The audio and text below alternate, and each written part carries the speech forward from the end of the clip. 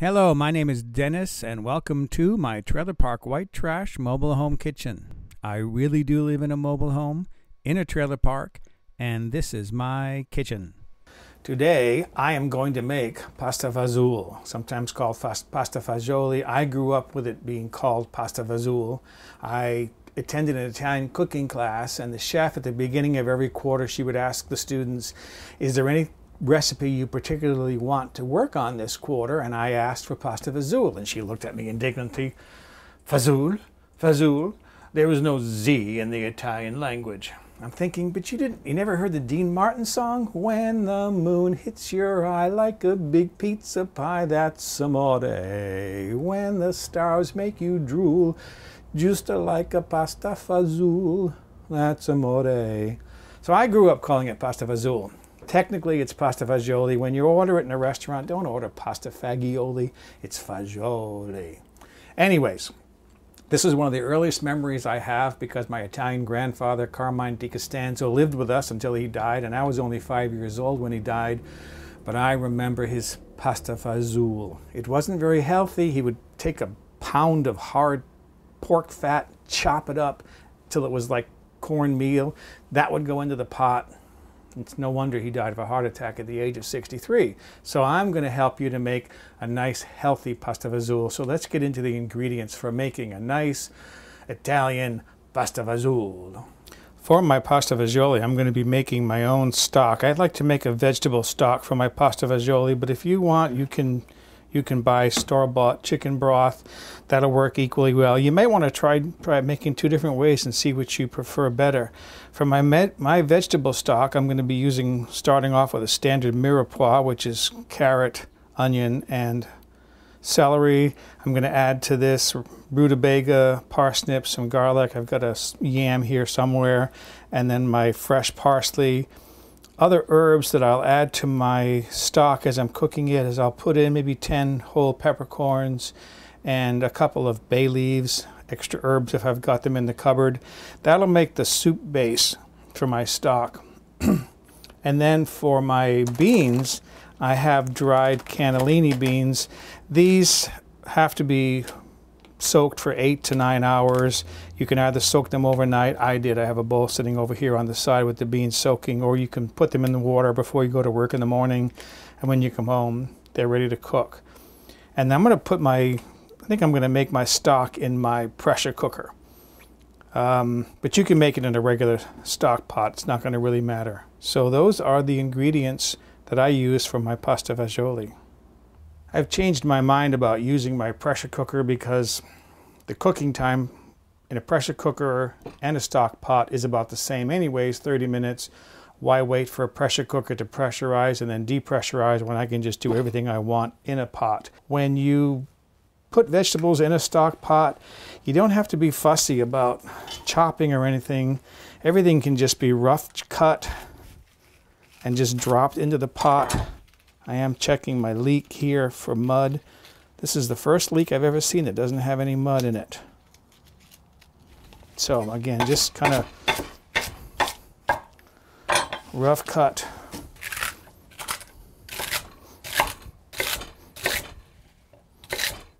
If you can find celery with leafy tops, buy that because the leaves have a lot of flavor in them.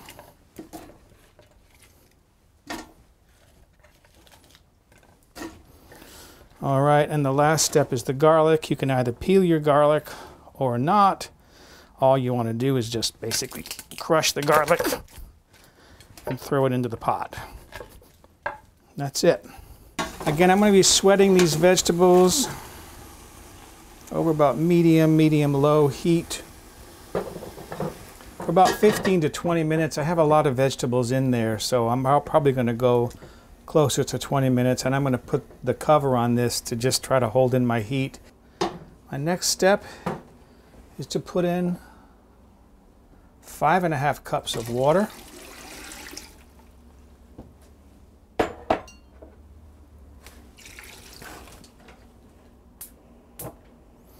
Bring the heat up to high, bring this to a boil, and then let this simmer for about 30 minutes My next step is to strain my vegetables. I've given this an opportunity to cool, so this should be safe to handle. I'm going to use my largest strainer here.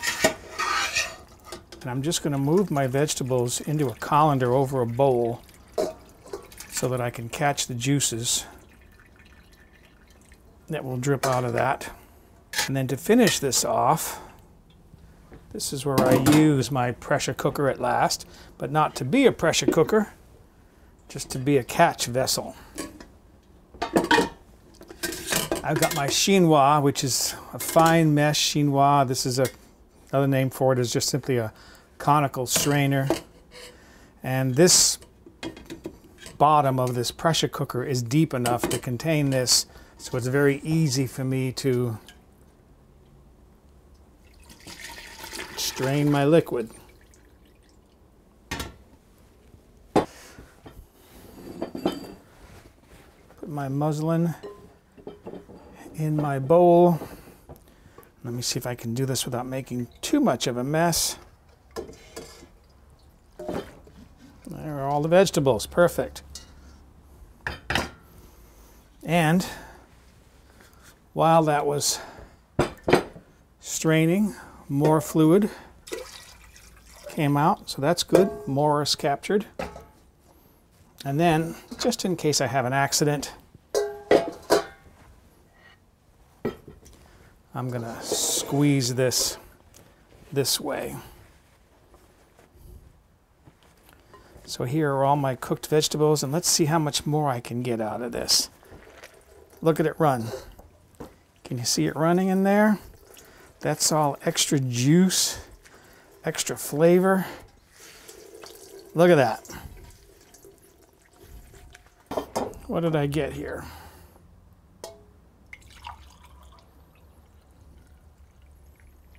That's 1 cup.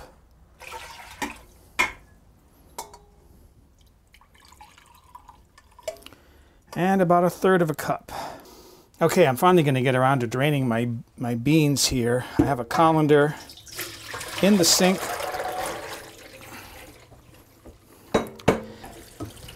All right, let those drain for a bit, and then I'll be ready to start assembling my soup. All right, I'm just going to put my beans in a large cooking pot. You need a pretty large cooking pot. I'm using one of my enameled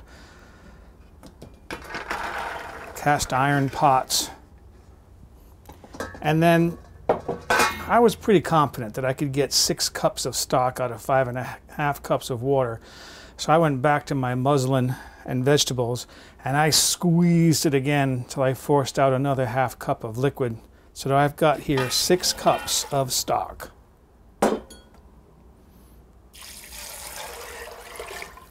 And that's the basis of our soup right there. I'm going to put this on the stove and bring it up to a boil and then simmer it very slowly. I want it to simmer at the lowest possible temperature.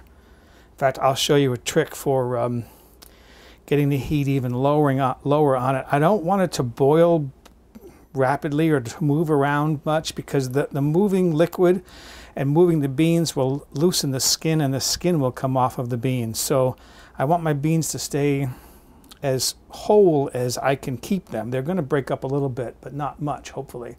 So by keeping the liquid at right around 200, 210 degrees, it won't be boiling, but it'll be hot enough to cook the beans. And I'm therefore going to cook the beans for about 30 minutes, 30 to 40 minutes. I'll probably go 30 minutes. One of the things I mentioned as far as I was going to show you a trick on how to get your pan a little off the heat. If you need to, I'll stack a second grate, or hob, I guess they call these in Europe, on top of the grate, and then put the pan on top. And that raises the pot higher up off the heat, gives me a little more control of my heat, less possibility of scorching on the bottom. But I like more of a tomato base, so I'm going to put in the 1 can of tomato paste.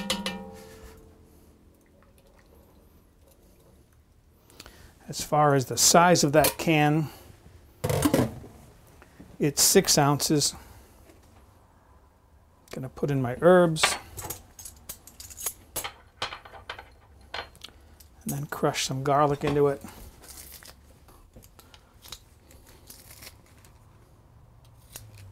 All right. And then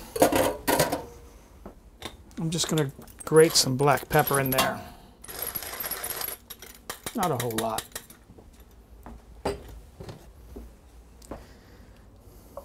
Lightly stir this. So I'm going to put the heat on that and then set that for, let's see, another 20 minutes.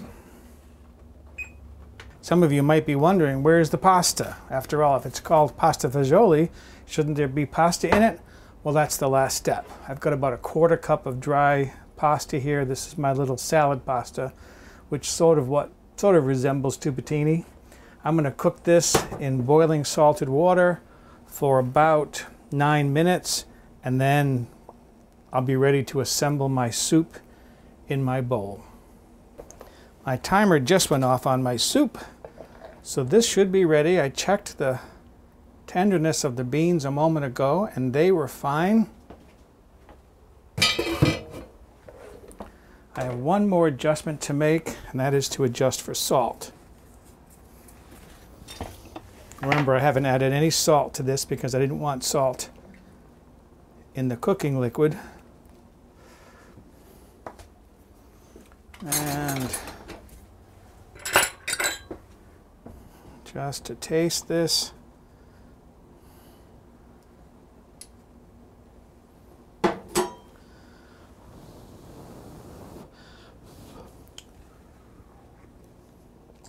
Perfect. No more salt. That's just right. All right, when my pasta is cooked, I'm going to assemble my soup. I have my pasta cooked. Going to place that in my bowl. Put a nice, generous helping of soup in the bowl.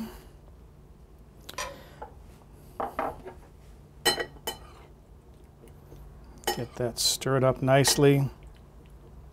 If you want, garnish it with a little bit of fresh chopped Italian parsley. And then I like to put a little bit of Romano or Parmesan cheese over the top. And there is our homemade pasta fagioli. So the next thing is to taste it and see how it came out. I want you to just take a moment to appreciate the beauty of that soup in a close-up. The only thing better than this, I think, is how it's going to taste. And then finally, the tasting. This looks so good. Oh.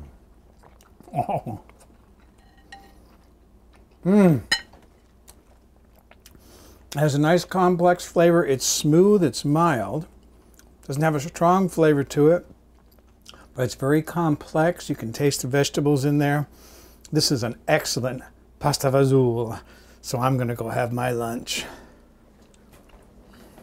For a printable PDF copy of this recipe with step-by-step photographs, visit the White Trash Cooking website and look on the home page or in the recipe archive.